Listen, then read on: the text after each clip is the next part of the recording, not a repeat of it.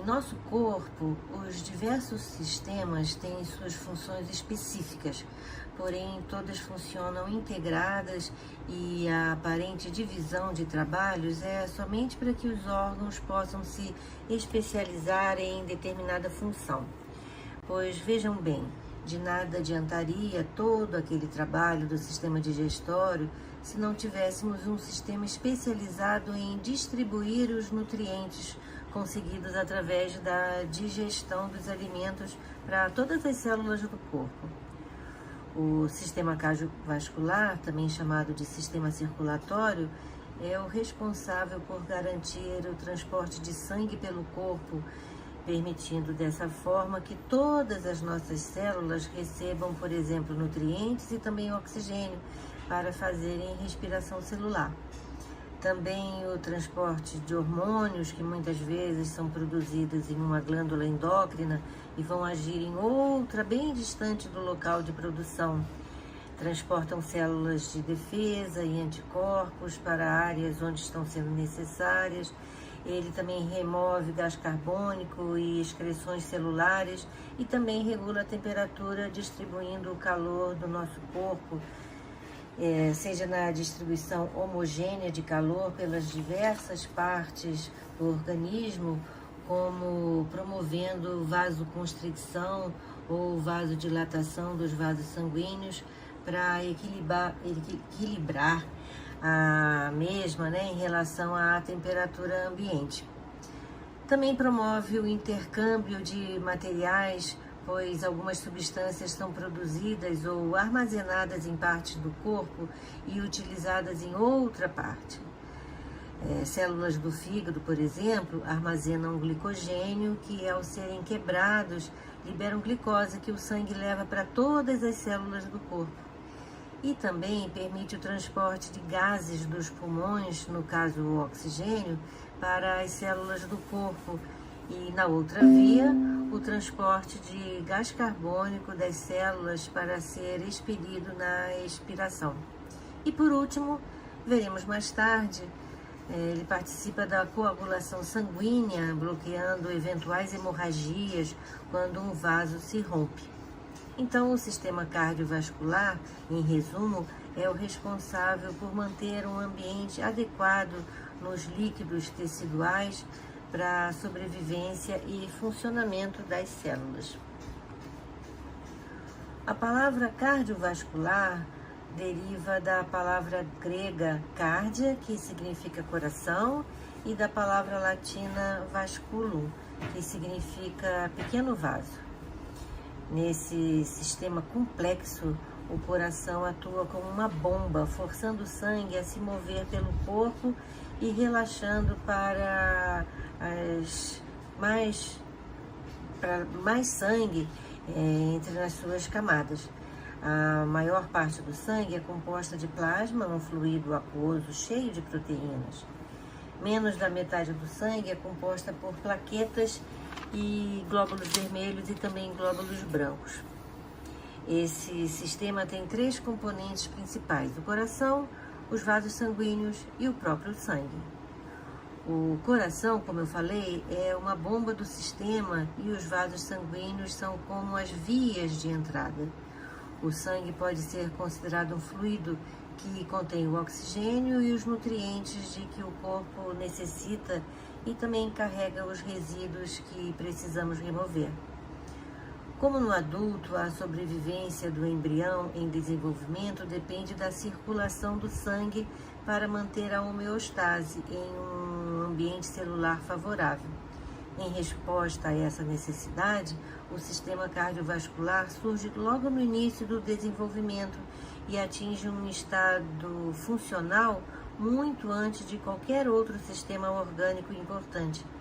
Por incrível que pareça, o coração primitivo começa a bater regularmente no início da 4ª semana após a fertilização. Gente, ouvir o coração da minha filha pela primeira vez foi uma emoção enorme que eu nunca vou esquecer. Bem, voltando. O papel vital do sistema cardiovascular na manutenção da homeostase depende do movimento contínuo e controlado do sangue através dos milhares de quilômetros de capilares que permeiam todos os tecidos e alcançam todas as células do corpo. O sistema cardiovascular ou aparelho cardiovascular se refere ao coração, vasos sanguíneos e também o sangue.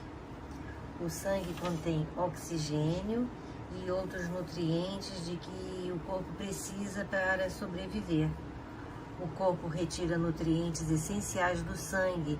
Ao mesmo tempo, o corpo despeja resíduos, como gás carbônico, de volta no sangue para que possa ser removido.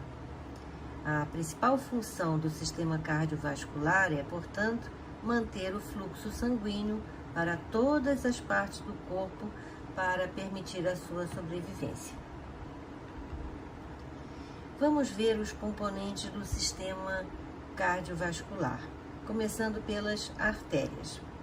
As artérias são vasos que levam o sangue do coração para os órgãos e tecidos corporais. Elas apresentam parede relativamente espessa, constituída de três camadas de tecidas, denominadas túnicas. As artérias que partem do coração se ramificam progressivamente em artérias menores, atingindo todas as partes do corpo. Nos órgãos e tecidos, os finíssimos ramos terminais das artérias, denominadas arteríolas, prolongam-se, formando vasos ainda mais finos, denominados capilares sanguíneos.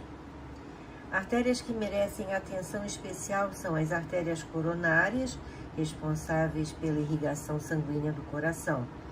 Elas são ligadas à aorta e ramifica-se junto às células do músculo cardíaco, fornecendo sangue oxigenado ao miocárdio. O sangue corre nas artérias sob forte pressão, que é o que garante a resistência e é garantido pela resistência das paredes das artérias e também pela sua elasticidade. Geralmente se localizam mais profundamente no corpo, mais distantes da pele. Seu diâmetro varia de 3 centímetros no caso da aorta e menos de 1 milímetro de dimensão das ramificações capilares.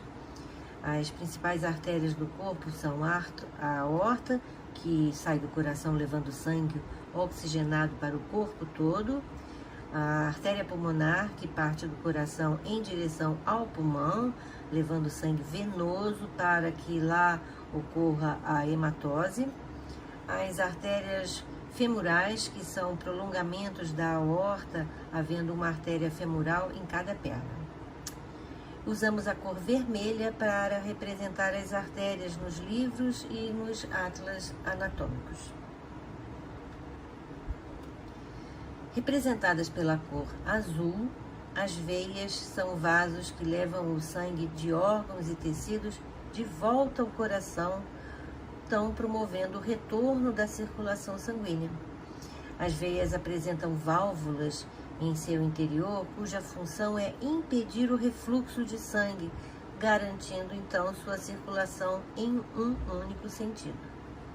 Outra diferença entre veias e artérias é que nas primeiras o sangue flui por contração de suas próprias paredes, e sim pelo movimento dos músculos esqueléticos próximos a elas, que se espremem, fazendo o sangue fluir em seu interior.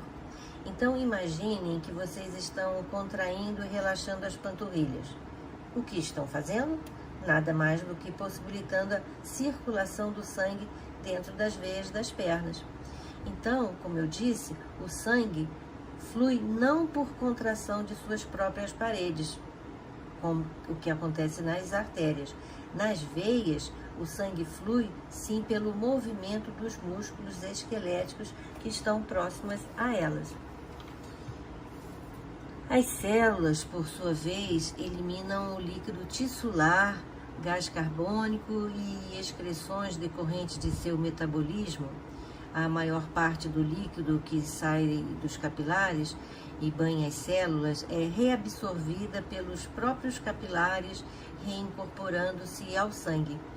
Assim, ao passar pelos capilares dos tecidos, o sangue banha as células, tornando-se mais pobre em nutrientes e em gás oxigênio, e mais rico em gás carbônico e em excreções diversas.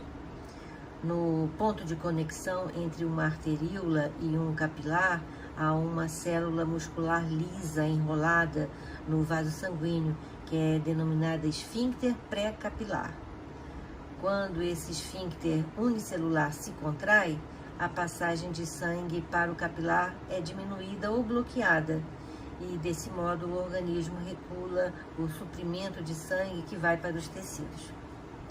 Então vejam aqui nesse esquema, usando as cores vermelha e azul, a representação do caminhar do sangue rico em oxigênio através das artérias e capilares arteriais, e depois em azul o sangue rico em gás carbônico caminhando pelos capilares venosos que se unem para formar as vênulas e depois as grandes veias.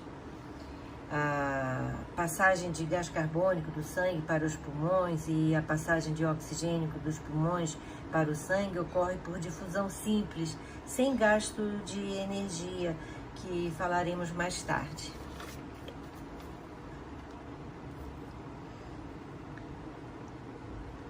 As artérias aqui fotografadas ao lado esquerdo apresentam paredes espessas, constituída por 3 camadas de tecido que são denominadas túnicas. Internamente, as artérias são revestidas por tecido epitelial, formado por uma camada de células achatadas, o endotélio ou túnica interna. A camada intermediária da parede arterial, denominada túnica média, é formada por tecido conjuntivo elástico e tecido muscular liso. A camada mais externa, chamada de camada adventícia, é constituída por tecido conjuntivo fibroso. Quando a musculatura da parede arterial se contrai, seu diâmetro interno diminui. O relaxamento da musculatura arterial, por outro lado, leva ao aumento do diâmetro interno da artéria. A contração e o relaxamento da parede das artérias permite controlar a pressão do sangue que circula em determinada região do corpo.